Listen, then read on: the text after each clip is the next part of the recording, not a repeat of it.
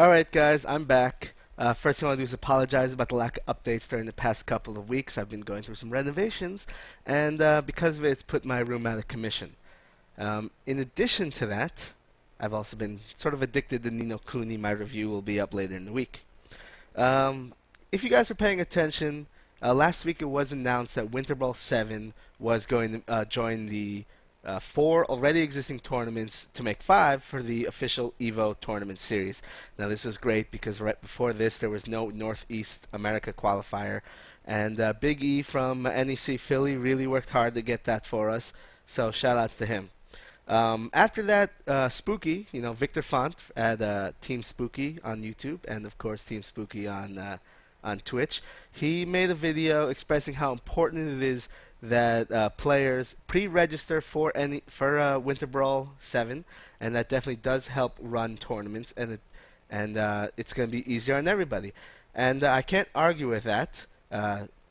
Pre-registering definitely does help, but in this episode, I want to talk about the real cause of why tournaments run behind, and that is weak tournament organizers.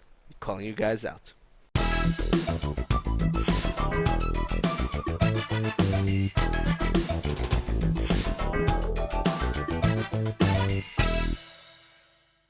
Now, when I say weak tournament organizers, don't get confused by what I'm saying. I'm strictly talking about the people who run the tournament on the day of. I'm not talking about the event organizer. People like Big E from NEC Philly, Joe and John from ECT, Jabali from CEO, Shimblanca from Final Round. Those guys are event organizers. That's something different than tournament organizing. Event organizing, to me at least, that's the hard part. They do all the work. They spent weeks, months, maybe even an entire year setting up for their next event. They get those sponsors. They make sure the venue's taken care of. They make sure the hotels are taken care of.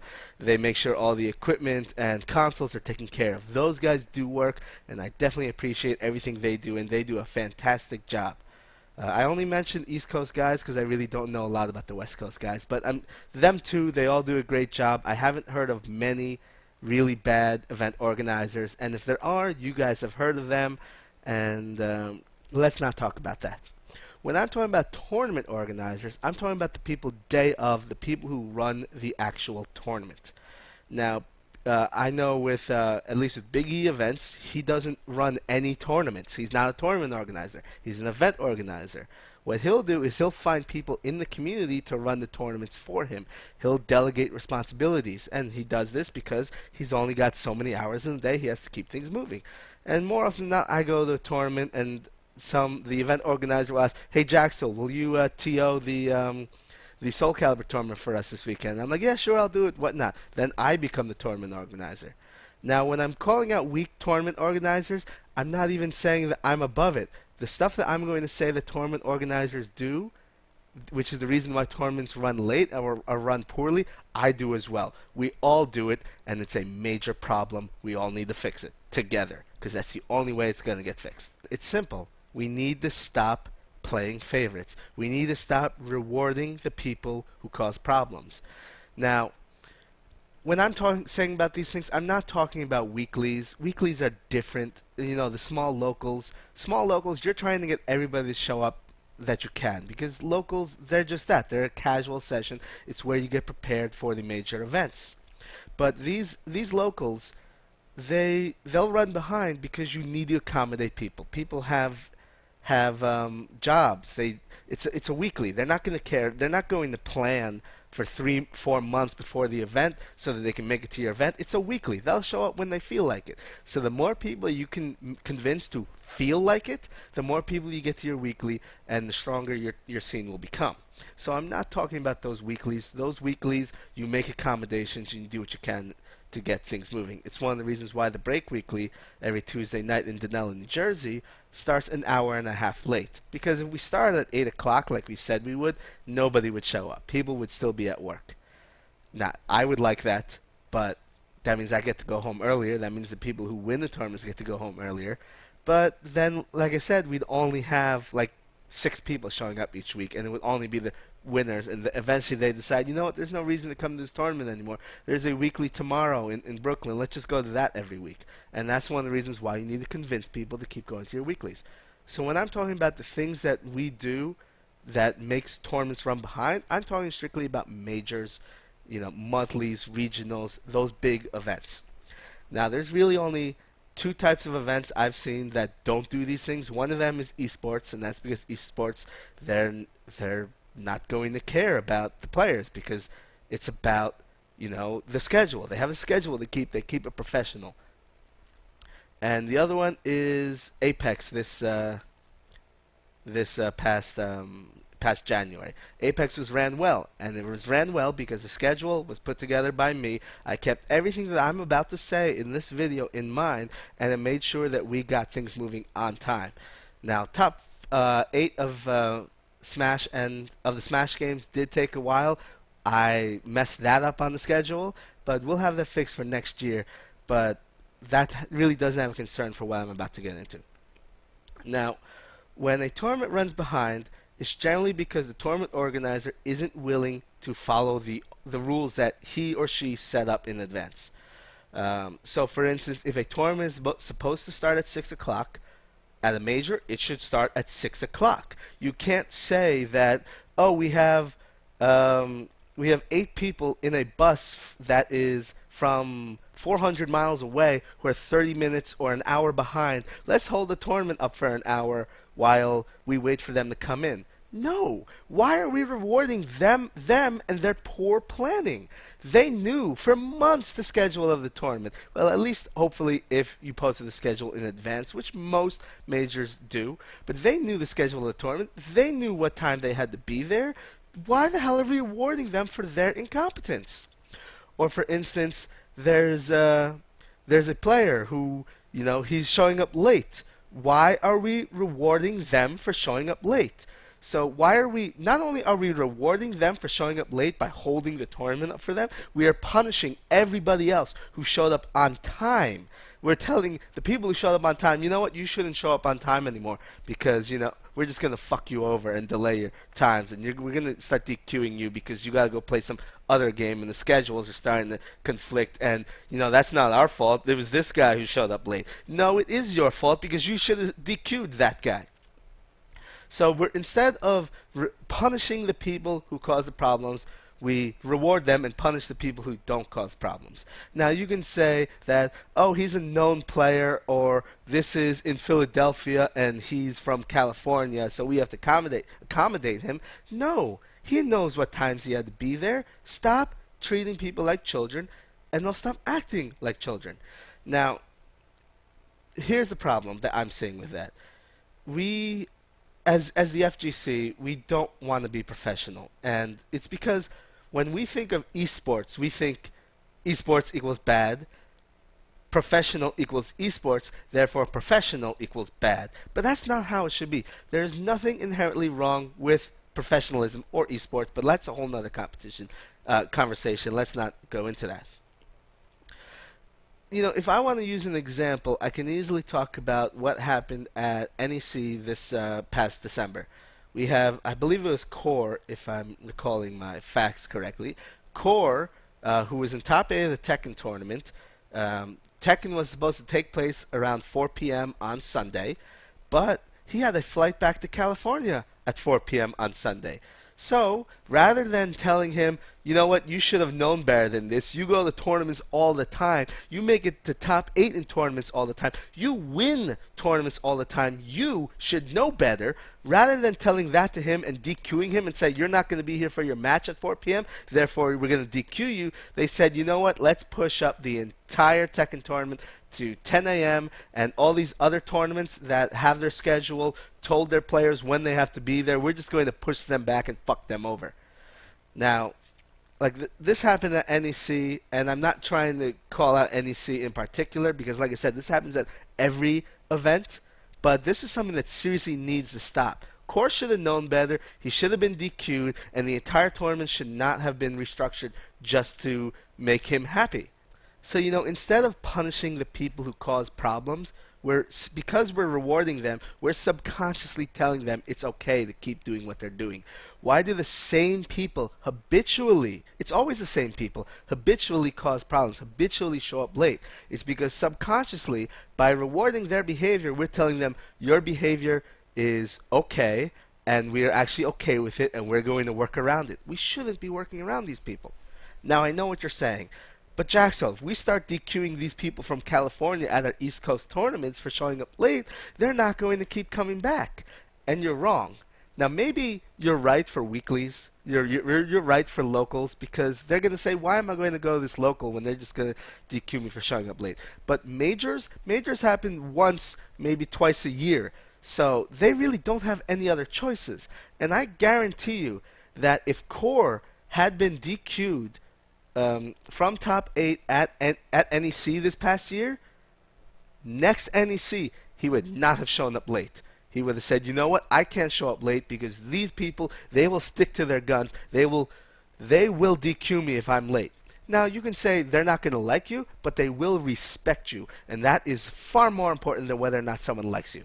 Respect. If they don't respect you as a leader, if they don't respect you as a tournament organizer, then why are they going to follow your rules? Now, one of the things I did for Apex is when I put the schedule together, I did everything I could to take that DQ power away from the small TOs. What we did is we made rules for TOs. We said these are the rules, every TO has to follow it. So rather than the TO having to make the decision, the TO having to play the favorites, we just had the global rules, and then they could just revert to that anytime they had issues. So we had the entire schedule, at least for the Smash side. The FGC side was run by Min, and he did his scheduling on his own. He did a fantastic job. But because the FGC wasn't expected to be as big of a turnout as it was for the Smash side, we were a bit more lenient on the FGC side. We let Min run it. He ran it extremely well, and I have no complaints about what he did. He DQ'd people when they needed to be DQ'd, and that was absolutely fantastic. When I'm talking about the scheduling here, I'm strictly talking about the Smash side of things, because the Smash side had almost 1,000 people, maybe even more than 1,000 people. So we had a lot to keep people moving. We had to keep everything on schedule, and Apex was not only on schedule, it was ahead of schedule for the majority of the event. Now, one of the things I did for scheduling at Apex is I made it so that the entire schedule was available, a month before the actual event. And when I mean the entire schedule, I mean I had every round was on schedule. Every time someone had a bathroom break, it was essentially, there was space for it in the schedule. People had time to eat. They had time to smoke. They had time to go to the bathroom. It was all done. It was in the schedule, and we planned for worst case scenario. Except, of course, top 8. We didn't expect what happened. So we planned for worst case scenario. So we got these giant clocks to put on the wall, and we said, those are the times. If you guys aren't here during those times, we're going to start the DQ clocks. And so there was no favoritism, because everybody in the room could see the clock. And, when we had to DQ people, we had to DQ people. And thankfully, Jonathan Lugo, who runs Apex, elected the right TOs to help run the tournament. And they DQ'd people when they needed to get DQ'd. So shout out to the Apex staff. They did a fantastic job. But like I said, one of the things we still did was take the decision making away from them. The less people you have making decisions, the better you are. Now, you can delegate responsibility. You cannot delegate decision making. And that's one of the things that I've always been trying to stress to people. You want someone to make those hard decisions. You can't expect everyone else to make the same hard decisions you will. No one wants to be that guy who DQs Daigo from EVO or an event like that because he showed up late. Although I kind of would want to do that, because then I'd be saying, hey, look at that, I DQ'd Daigo, he shouldn't have shown up late. And the next time he wouldn't show up late. So here's the problem, though. I'm an umpire, and a lot of the way I think has to do with the fact that I'm an umpire. I see the way things happen while I'm umpiring, and I think it's bullshit. The biggest problem I see with umpiring is not the players on the field, it's not the coaches, it's not the parents, it's other umpires. As an umpire, I'm much a stickler for the rules. I like to call the rules. If there's a rule there, it's there for a reason. It's there because someone abused the rules. Therefore, I like to call the rules. And the problem I have with umpiring is more often than not when I call a rule and it is the right rule, the person that called it on, the coach, the player, whatever, they're like, we never heard that rule before, or the other umpires didn't call that rule. It doesn't matter. It's the rules. Because the other umpires didn't call the rule doesn't mean that I'm making the rule up. It doesn't mean that I'm in the wrong here. The problem is because the other umpires don't call the rules, all these coaches, all these players think they can get away with it. And then when I make the call, I'm a bad guy. So, you know, that's the big issue. The problem is not whether or not one TO doesn't DQ a player or a problematic person when they need to, or call the rules when they need to. The problem is 95, 99% of the TOs don't make these calls when they need to. So yeah, you can have that one TO, those couple TOs scattered here and there who call the rules, but because that nobody else calls the rules are irrelevant. So as a whole, the tournament organizing community needs to start calling the rules together. Everybody needs to make a decision that, you know what, it's time to harden up and stop being a bitch. Stop letting the players walk all over you because you're afraid of their reactions. They will respect you more for it. So this is me, Jax from 8-Way Run, imploring tournament organizers, make a schedule. Keep to the schedule. When you say registration closes at 2 p.m., close the registration at 2 p.m. When you say the tournament starts at 3 p.m., start the tournament at 3 p.m. When you call a match, if someone's not there, call the next match immediately. You know, don't wait, don't look around asking for them. Keep calling matches until you can't call any matches anymore. When you can't call any matches anymore, those people, they haven't shown up by then, DQ them immediately. Don't even do a countdown, just get rid of them. They should have known better.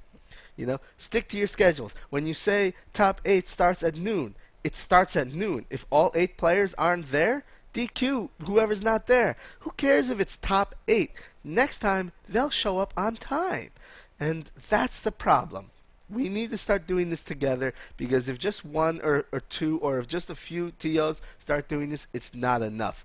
Players need to know as a whole that everybody's going to be doing this. So I ask you, please keep your tournaments on time, because it's the TOs who keep the tournament on time. It's not the players' fault. It's the TOs for being weak and letting the problematic players walk over them. Stop being weak. Step up your game. It took me a long time to learn how to step up. You know, how to stop caring whether or not these players liked me when I run a tournament. I run a tournament to be efficient. I make sure my tournaments run on time now. I don't want to have Big E or John Gallagher walk up to me, you know, we're ready for top 8 of Soul Calibur. Are you guys done yet? Oh no, we're still going through top 16. We're running behind. Fuck that. Stop running behind. Run your shit on time. Before I get on with the question and answer section of this show, I do want to say I've been running tournaments for a long time, going on almost 10 years now. Before that, before video game tournaments, I was even helping run softball and baseball tournaments. So I've been doing this a long time. I know how to put schedules together. I think with Apex this past month, I showed everybody that I know how to put a schedule together. If you're running a big event and you want some help with putting a schedule together, all you gotta do is ask me. I'm putting myself out there. If anybody needs help with scheduling, I will do the best I can for you. Just ask. Just contact me on Twitter, Facebook, 8-Way Run, whatever. There's lots of ways to contact me. YouTube, Twitch. Just let me know and I will help you out.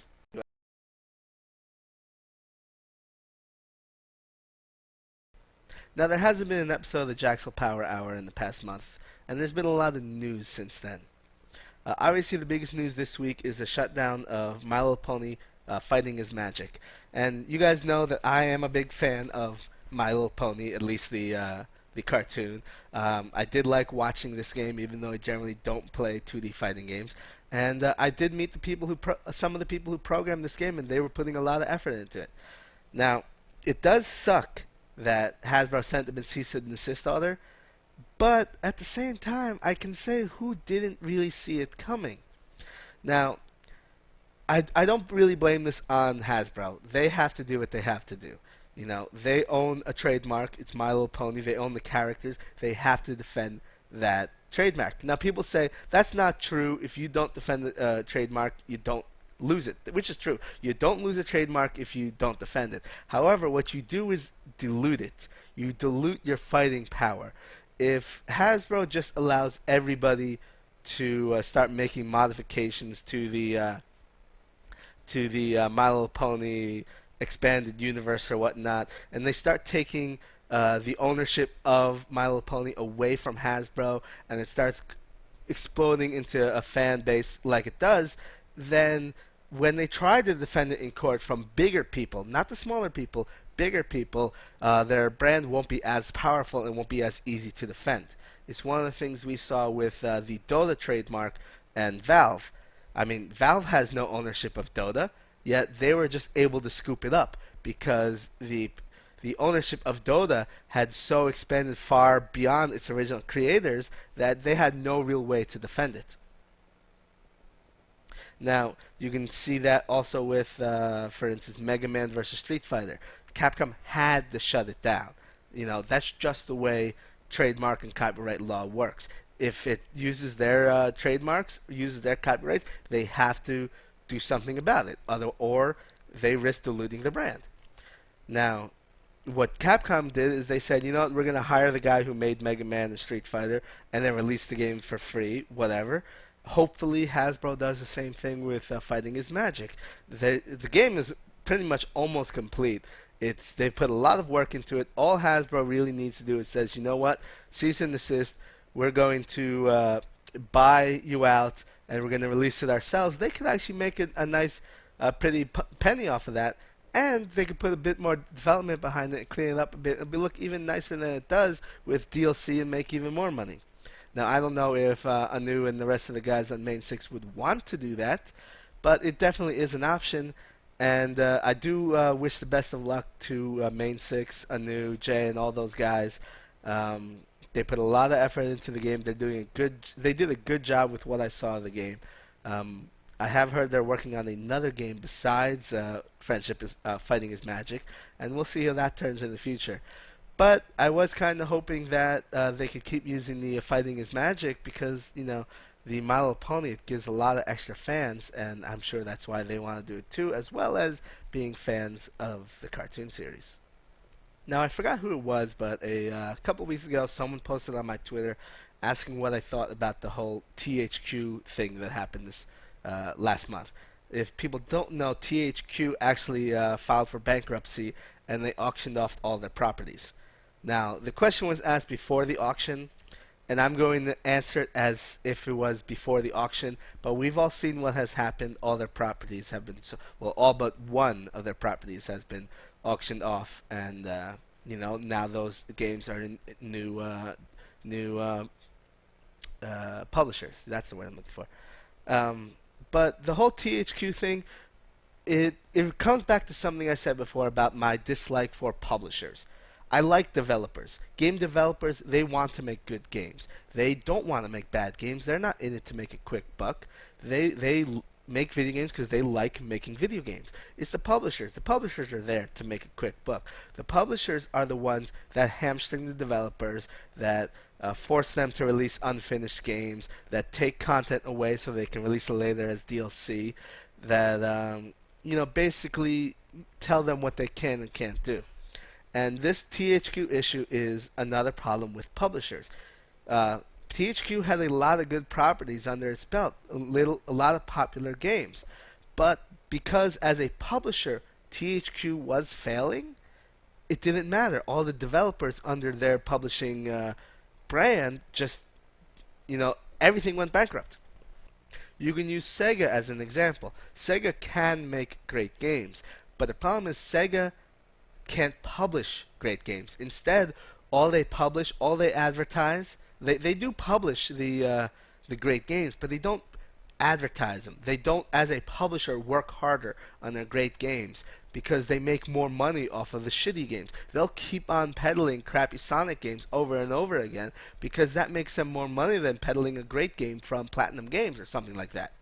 Platinum Games makes great games, and most of them get published under the Sega name. So how come Sega doesn't put more money and time into Platinum Games releases? I don't know. That's where Sega is failing as a publisher. And because Sega is failing as a publisher, Platinum loses out. Because THQ is failing as a publisher, all their smaller companies like I think Gas Powered Games is in there. I think there's the people who did the Darksiders are in there. Um, there are a lot of good games that THQ does. Metro 2033 is in there. Lots of good games from THQ, but they're failing as a publisher, and because of it, all their development studios die out as well. Now, at the same time, THQ's failings, even though it means the end of THQ, doesn't absolutely mean the end of the development studios within them, such as Volition. Volition did some great games, such as what's the name of that game? Saints Row the Third. That was very popular this past year. But like I said, because THQ dies, that doesn't mean the end of Volition. That doesn't mean the end of Saints Row. It just means the end of Saints Row under THQ. If there is enough demand for a Saints Row 4, if there is enough demand for a Darksiders 3, if there is enough demand for a new Medal of... I don't think that's released by THQ. A Red Faction. If there is enough demand for these games, they will happen. Someone will buy the properties. I see this the same way as what happens with the end of Twinkies, Hostess, right? Hostess is gone. Everyone's like, oh my god, Hostess is declaring bankruptcy. We're going to lose all the Twinkies. That doesn't mean you're going to lose Twinkies. If there is a demand for Twinkies, someone will buy the name and someone will continue releasing Twinkies. So the way I see it is the end of THQ is not necessarily a bad thing. It's the end of another publisher. It's not necessarily the end of these video game developers. Although Volition, not Volition, the guys who did Darksiders, I can't remember what studio it is, but they were not bought up in the recent auction, but that doesn't mean they can't get bought up in the future. Now, why is THQ gone? Because they failed as a business. It was bad management, I don't know, but they failed because they fail. A company that fails should fail. It's just that simple. It's why I don't believe in things like the government bailing out GM. GM failed as a business. Why are we giving them money to continue failing? This brings me back to the whole discussion with weak TOs. Why are we rewarding people who fail? Why are we rewarding the troublemakers? Why are we not punishing them? We should punish them by letting them die a peaceful death. The last topic I want to talk about today, I've been getting this message a lot on the Twitch chat rooms during streams, not so much on YouTube comments or on Twitter, but a lot of people have been mentioning this on the Twitch channels. Have been asking what I've been thinking about it, and I really haven't been talking about it, but I want to talk about it here, and that would be the PlayStation 4 and the Xbox 720 anti-use games, DRM, and all kinds of stuff like that. Now on PCs, let's first talk about the PS3. The PS4 and their used games, anti-used games thing. The whole anti-used games things and linking a game to a console is not a new idea. We've been doing it on PCs. They're called keys. That's why we have things like a key generator. They're linking disks to a machine that existed with a technology called DivX back in the day. DivX was not always an encoding algorithm. It was actually a DRM method. And what we see is that on PC it works. Now on PC it works because, I don't know, people are just used to it. Maybe that's what it is, or maybe there are worse things on PCs. But for consoles, there's not really a choice there. PCs, there's no choice. You buy a PC, you get that game, you are stuck with the DRM that the company put on the game. You can only play PC games on a PC. But for a console, there is choice. Somebody can say, I don't like the DRM methods of the PS4, so I'm going to get an Xbox 720 instead. But like, these ideas are not new. Just because you're hearing rumors about the PS4 doing this doesn't mean that the PS4 is actually going to do it. I guarantee you that somebody on the Xbox 720 board has also put the idea of linking discs to consoles on the board. It's just on the table. They throw 100 things against the wall and maybe only one or two of them stick. They just want to see what they can do until they get shot down. This is just something put on the table before we do cost-benefit analysis. That doesn't mean the PS4 is going to have an anti-use game thing on it. So now that it's on the table, they're going to do a cost-benefit analysis. They're going to say how many people do we, how much piracy, how much used game sales do we stop by putting these anti-used games provisions on it, and how many people do we prevent, how many people do we deter from buying a PlayStation 4 because of it. They'll weigh those out, and once they see that the number of people they deter farly outweighs what they lose off used games, they'll say, you know what, we can't do it. And so it's not going to happen. This anti-used games things, it's not going to be on the PS4. Stop making such a big deal about it. And then, of course, that brings me to the Xbox 720 rumor about always-on DRM. Now, like I said, just like the CD key thing on PCs, we also have always-on DRM on computers, and it is a failure. It's not as successful as CD keys have been on PCs, though I kind of think the success of CD keys on PC has more to do with the fact that onerous methods are much worse, and they're like, you know what, this is the lesser of two evils. Let's just accept Tagus or whatever the hell CD key thing they're going to do. But always on DRM, Ubisoft does it, EA does it with Origins. EA just got into it with Origins. People aren't liking it. Ubisoft has been doing always on DRM for a long time now, and they're actually starting to scale back on it because they're creating a lot of flack about it. I'm seeing on like the Steam forums for Settlers, people are like, I'll get this game as soon as they remove the always on DRM. So they're removing it soon, and then maybe they'll sell a few more games about it. But PC is different. PC is at the peak of technology. PCs are 7 years old, 7 years newer than the current generation of consoles. Everybody who plays video games on a PC has a steady internet connection. If you don't, then you don't have a PC. You're playing video games on a console. So always on DRM isn't that onerous on PC. But for consoles, a large number of people who have consoles still don't have internet connected to their consoles. I know a lot of people who still have internet, who still don't have internet connected to their consoles. They have internet, but like, I see no reason. I don't want to play my console games online. So this brings me back to what I said about the PS4, cost-benefit analysis.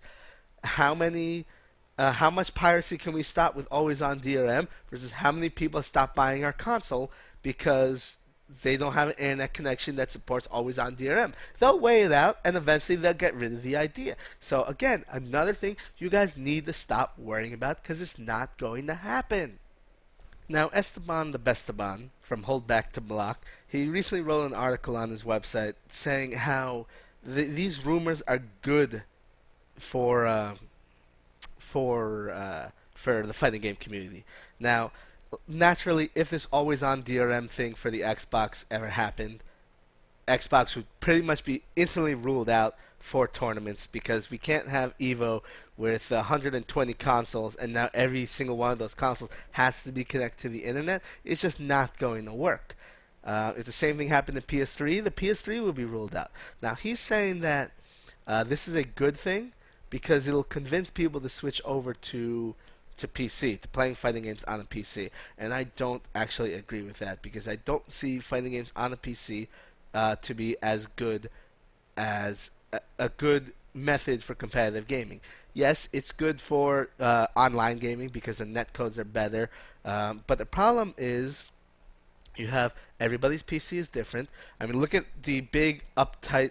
Look at everybody getting their panties in a twist about how the Xbox 360 version of Marvel is 1 or 2 frames faster than the PS3 version of Marvel. Look at that. You think people are going to be happy with, I don't want to play on that PC. It's kind of weak. I don't know if it's going to be running just as good as the powerful PC I have at home. So it's just not going to work. There's too many issues involved. Plus, PCs are more expensive. And consoles, you're talking about $300 expense for the top of the line right now. When the new PlayStation 4 or the Xbox 720, I don't expect them to make the same mistake that Sony made last year with a $600 console. I expect $400 at the top, for the most expensive version of their consoles. I just don't see it being more expensive than that. Plus, one of the reasons we're still using PS3 today is legacy with controllers. It's just easier for people. So yeah, I know you can plug these controllers into PCs, but it's just not the same. There's too many issues related to the PCs. Plus, PCs, they open a whole nother avenue of hacking that we don't want to have to worry about, especially if you're playing online. I just don't see PCs being a real valid alternative at the moment. Now that certainly can change in the future if we like normalize a tablet or something. Everybody has to play on Surface Pro or something like that. Then I could possibly see it happening. But at the moment, I just don't see it happening with PCs.